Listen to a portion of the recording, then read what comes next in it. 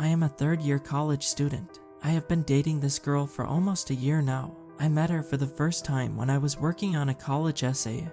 Between lectures, while I was sitting on a bench in the college yard, there were multiple benches with tables all around the yard intended for students to use. The college was right next to a small forest of sorts, so I liked the breath of nature I got from there, unlike the city air. The sun was setting when I was doing the assignment. The lamps were turned on at the time. There were enough lamps to light up the whole outdoor area. I was very absorbed in doing this assignment of mine that I did not even notice the girl who sat right next to me, staring at me for some reason. When I looked at her, she smiled at me. I smiled back to her. The first day, we didn't really talk to each other. I was about to say something for her, but could not because of my shyness. So it was soon time for my lecture, so I left. After finishing the lecture at about 10 p.m., I was headed home. She was still sitting on the same bench. She did not have a phone, nor did she have a book or anything of the sort. She seemed to stare at random places. It seemed like she was observing everything that went around her. I did not pay much heed to her because I was in a hurry to get back home.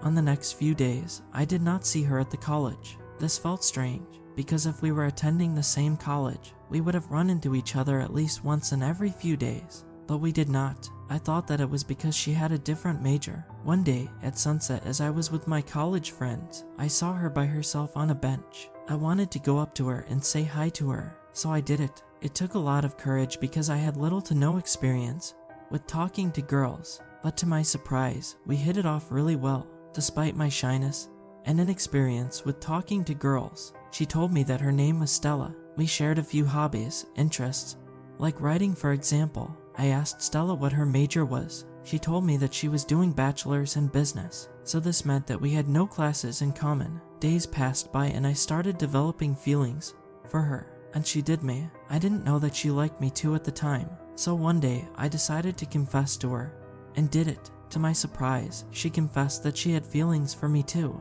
It was my first relationship. We went on coffee dates often, and spent time with each other a lot. A few months passed that way, and then things began to change. Of course, because I was such a lover boy, I did not notice it at first. I would get weird glances from my friends whenever they saw me with her. At some point, I even thought that my friends were just making fun of me. Whenever I asked them what was so funny, they'd just brush it off.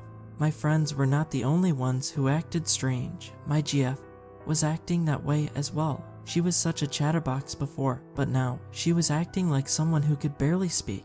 I decided to confront this issue directly and ask her what was wrong. "Hey, what's up?" I asked her curiously. She did not answer me and stayed silent for a while. I wondered if she did not like something I did and itched for an answer. After some attempts, she finally answered. "It's nothing," was what she said. But I didn't believe her, because there was obviously something going on with her. She started distancing herself a bit from me. It got worse to the point where we had this talk where she apologized to me and made up with me. I was so glad that we made up. I met up with her regularly on the bench pretty much every day. On some nights, I don't see her on the benches. I see some sort of a black apparition that disappears.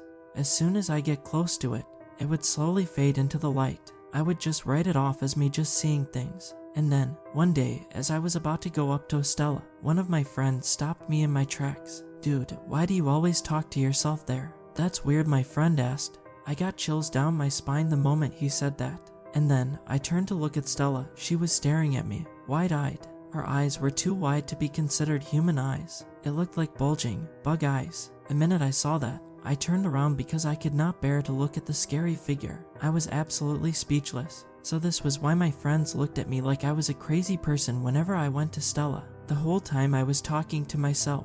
I felt both embarrassed and extremely scared. I could not focus in class because my mind was too busy thinking about Stella and what to do about the situation. After my classes ended, it was almost midnight. I stayed behind a bit to complete an assignment and soon finished it. As I started my way home, there she was, on one of the college benches. There was Stella, but in her true form. She was covered in wounds, while smiling broadly from ear to ear. She opened her mouth broadly as I approached closer to her, with her razor-sharp teeth in full view under the light. But I hesitated to go there because she was there. "Come here, you moron," she said with an angry, raspy voice. It sent chills down my spine. Without wasting any second, I quickly ran the opposite direction and went upstairs. since the only exit was past Stella. After I got upstairs, I looked at the bench to see if she was there still. She was gone. I turned around after that, and there she was, right in front of me with the creepiest smile imaginable.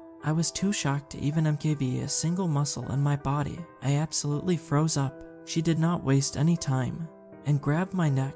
She was capable of such power that I don't think that even 3 full-grown men can take her on. She then began thrashing me about, and then I was thrown near a fire extinguisher. I quickly took it and got her off guard by throwing it at her. While she was distracted, I ran away as fast as I possibly could and exited the CL Liege building. I did not even look back. I heard her raspy voice behind me, screaming and shouting as soon as I got out of the college yard. However, for some reason, the sound suddenly completely stopped. I went straight home, and I couldn't sleep at all that night. I've shared this story with a friend of mine who used to study at this same college. I described the girl to him, and he told me that I was lucky to have escaped her because most ended up disappearing. He told me that most of the guys who met her have disappeared and still never had been found. And upon further searching, I found out that she is a college-bound entity, so I am too afraid to go to college now and haven't went to college ever since. That is the only thing I can do to be safe.